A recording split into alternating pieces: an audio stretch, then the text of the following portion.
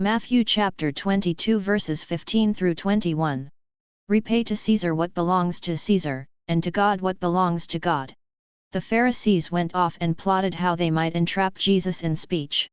They sent their disciples to him, with the Herodians, saying, "Teacher, we know that you are a truthful man and that you teach the way of God in accordance with the truth. And you are not concerned with anyone's opinion, for you do not regard a person's status. Tell us, then, what is your opinion? Is it lawful to pay the census tax to Caesar or not?"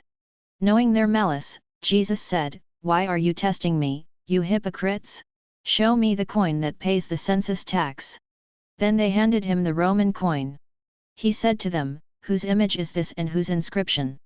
They replied, "Caesar's." At that he said to them, "Then repay to Caesar what belongs to Caesar and to God what belongs to God." The Gospel of the Lord. The Jews were required to pay taxes to support the Roman government. They hated this taxation because the money went directly into Caesar's treasury. Some of it was spent paying soldiers who oppressed the Israelites. Some supported the pagan temples and some supported the decadent lifestyle of the Roman aristocracy. Caesar's image on the coins was a constant reminder of Israel's subjection to Rome. The Pharisees was a religious group that was opposed to the Roman occupation of Palestine. The supporters of Herod, the Herodians, supported Herod Antipas and the policies instituted by Rome. Normally, these two groups were bitter enemies, but here they were united against Jesus. The Pharisees saw Jesus as a threat to their religious control of the people and the temple. The Herodians saw Jesus as a threat to Herod's leadership as their king. There is an old saying, "The enemy of my enemy is my friend," so the two groups joined together to discredit, imprison, or kill Jesus.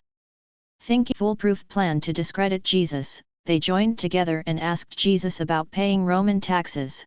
Matthew chapter 22 verse 15, the Pharisees went off and plotted how they might entrap Jesus in speech.